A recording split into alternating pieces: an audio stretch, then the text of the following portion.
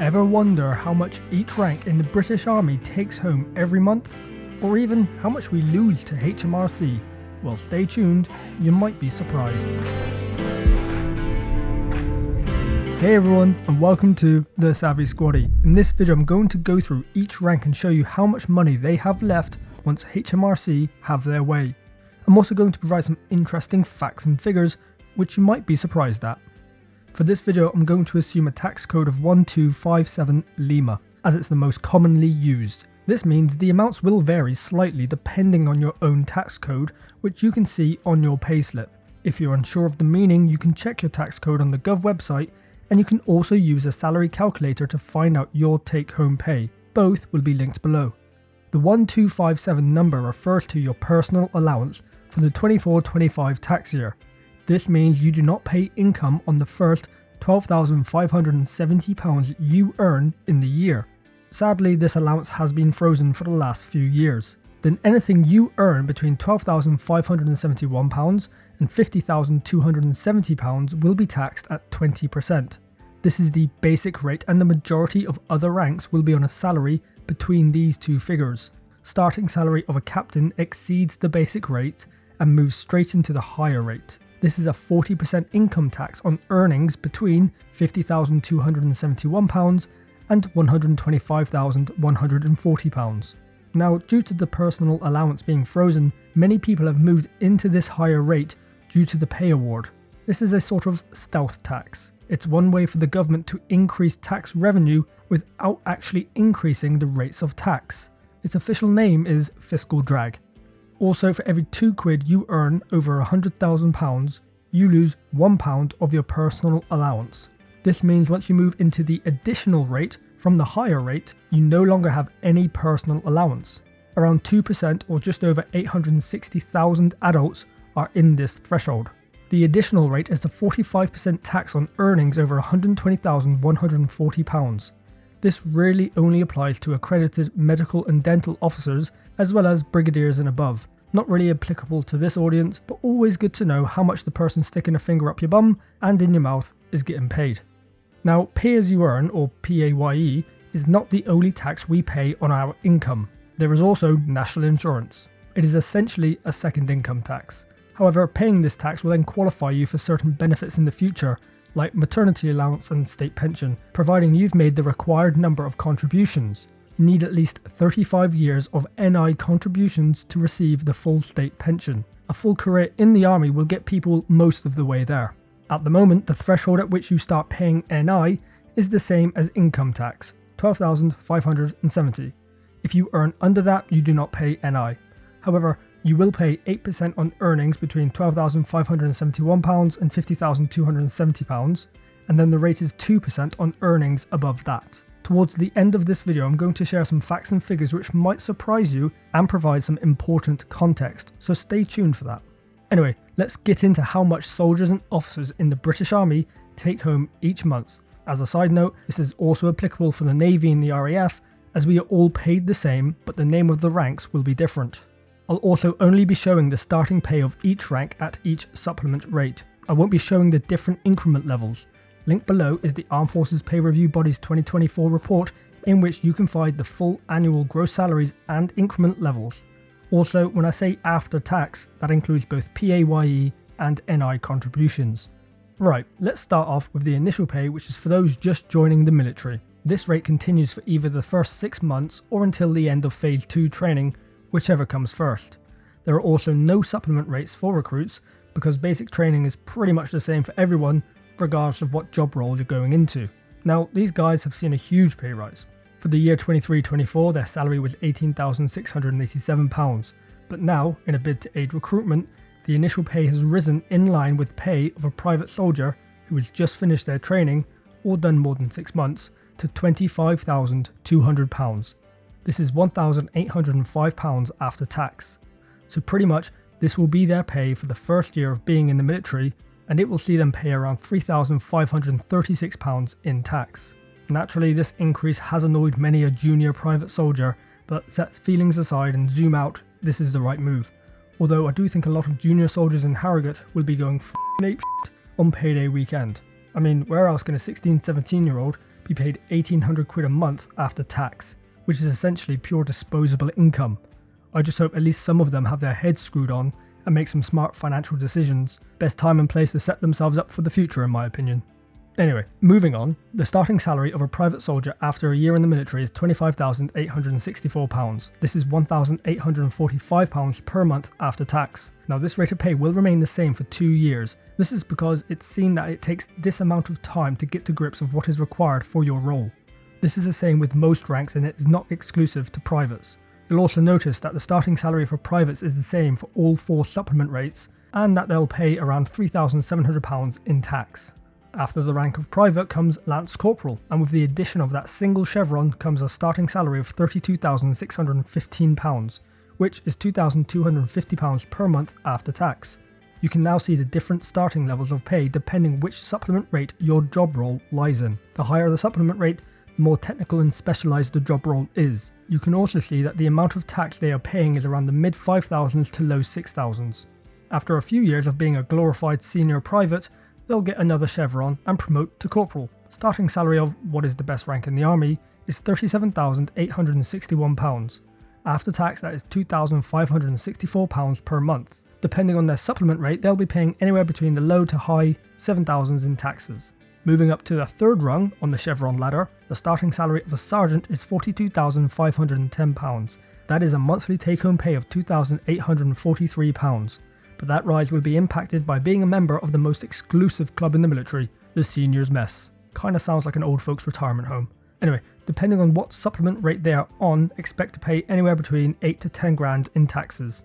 A few years of being a junior senior, they'll promote to Staff Sergeant, which starts on a salary of £47,676, of which they'll take home £3,153 per month. Depending on their supplement rate, this is where some people will start to stray into the higher tax rate threshold. This will see taxes between 10 to 12k a year, and if they manage to dodge the higher rate tax threshold as a staffy, they certainly won't avoid it forever, especially if they promote again to Warrant Officer Class 2, starting salary of which is £51,748. Their new take-home pay is £3,380 per month, but now they'll be paying anywhere between £11,000 and £14,000 in tax. The final rank within the OR ladder is Warrant Officer Class 1. These geezers start on an annual salary of £59,766. They take home £3,768 per month after tax, but now their tax burden is between £14,500 and the low £15,000. These folks are paying 5 times more the amount of tax than a private soldier, whilst only earning 2.3 times as much. Wait until we get to some of the higher paid ranks, the numbers will surprise you. Speaking of, let's move on to the officers and their pay. Unlike other ranks, officers do not have supplement rates. They just have increment levels, so regardless of what cap badge they sit under, they are paid the same. Now, an officer cadet in training will earn an annual salary of £33,183 whilst at Sandhurst. This is a monthly take-home pay of £2,284. Not bad for learning how to parade that silver spoon around as if it were a military decoration. And for the pleasure, HMRC will take around £5,771 in tax. After Sandhurst, those highly trained, effective and efficient leaders will earn £39,671, which is £2,673 per month after tax as a second lieutenant. Quite a nice pay rise. That 1 pip is on roughly the same as a corporal and will pay £7,588 in tax. Shortly after, they earn their second pip and have a slight pay bump. A lieutenant starts on an annual salary of £41,026, which is £2,754 each month after tax. They don't sit at this rank for very long either, but they are there long enough to pay £7,967 in tax. After 2 pips comes the third, which is pretty much a given. A captain starts earning an annual salary of £50,540. This now brings them into the higher rate tax band. They will bring home £3,322 each month after tax, and in total they will pay around £10,669 in tax. Now that they're a captain, it's time to put in some actual effort to earn that promotion to major.